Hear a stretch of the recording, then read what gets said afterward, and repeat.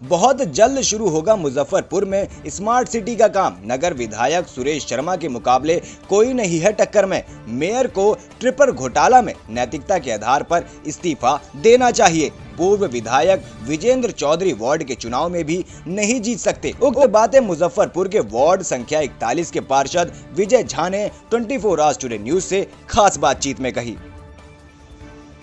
मुजफ्फरपुर के नगर निगम वार्ड 41 के वार्ड पार्षद विजय कुमार झा जी आज हमारे बीच में हैं और हम आज इनसे बात करेंगे वर्तमान राजनीतिक परिस्थिति, क्योंकि विधानसभा चुनाव बस 3-4 महीने में आने वाला है।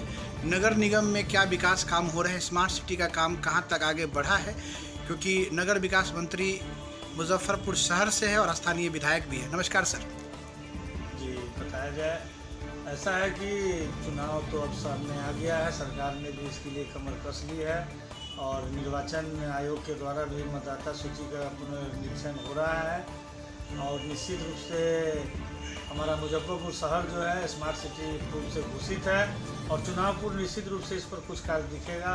अभी थोड़ी देर पहले मैंने इस बारे में समीक्षा की, पदाधिकारियों से हमारी वार्ता हुई तो ज्ञात हुआ कि निश्चित रूप से 10-15 ऐसे टेंडर हैं जो बड़े बड़े शहर के बड़े रोड हैं जो लगभग 60 करोड़ रुपया उसमें खर्च होने हैं, जो चुनाव से पहले भी दिखेगा और बहुत सारा काम चल रहा है जो धरती पर दिखेगा। और सर विधानसभा चुनाव है और नगर विकास मंत्री शहर के विधायक भी हैं। क्या परिस्थिति रहेगी उनके, क्योंकि कुछ नकारात्मक बात में भी उनके पक्ष और विपक्ष में चलती हैं काम को लेकर, क्योंकि अभी कहीं नगर निगम कुछ कामों में सार्थक परिणाम नहीं दे सका है, जैसे कूड़ा उठाव है और कूड़ा उठाव का एक कोई मतलब समाधान नहीं है।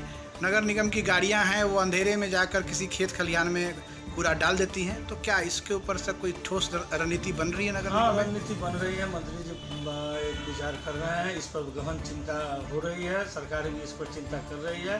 यह एक जटिल समस्या है कि कूड़ा गिराने का जगह नहीं मिल रहा है, बहुत जल्द इसका निदान हो जाएगा और मंत्री जी हमारे मुजफ्फरपुर शहर के लिए पूरा सपना देखे हुए हैं कि हम इसको स्मार्ट बना के रहेंगे। उनका प्रयास भी लगातार जारी है और उनका प्रयास का ही प्रतिफल बहुत कुछ सामने दिखने को आपको दिख रहा होगा कि शहर में अभी जो 3 पोखर है, बरमपुरा पोखर, 3 पोखरिया पोखर और एक और पोखर साहू पोखर, ये सब का जीर्णोद्धार होकर के कायाकल्प हो रहा है, जो मुजफ्फरपुर शहर को एक सौगात के रूप में मिल रहा है।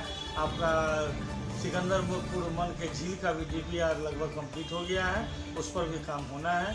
और सर एक लगातार स्मार्ट सिटी में समस्या आ रही है कि इसका DPR फाइनल नहीं हो रहा है, जब भी बनता है कोई अरंगा आ जाता है और वो कैंसिल हो जाता है। तकनीकी समस्या और पदाधिकारियों की कमी से इस तरह की समस्या सामने आती है, लेकिन हमारे माननीय मंत्री जी इस पर सजग हैं और प्रयासरत्न है, लगातार प्रयासरत्न है।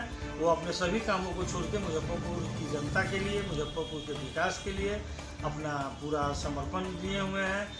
हमारे नगर निगम के ही महापौर जो हैं वह निराशावादी हैं, निगेटिव मैन है और हर चीज़ में वो अपना विकास चाहते हैं, उनको शहर के विकास से मतलब नहीं है। सर आपने अभी ये नगर के मेयर की चर्चा की है, तो एक उनके ऊपर भ्रष्टाचार का आरोप साबित हो चुका है, ट्रिपर खरीदी घोटाला।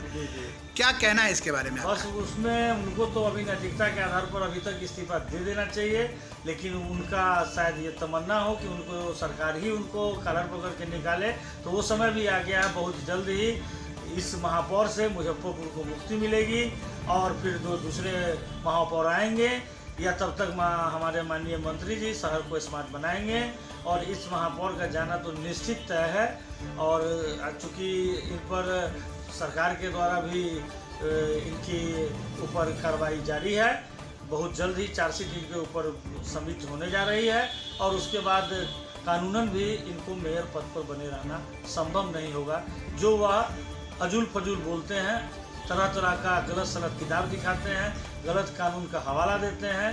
इतिहास गवाह है कि कभी भी जब किसी पर आरोप सिद्ध हो जाता है, जैसा कि इन पर हो चुका है, आरोप हुआ तभी तो परमिशन मांगी गई ना।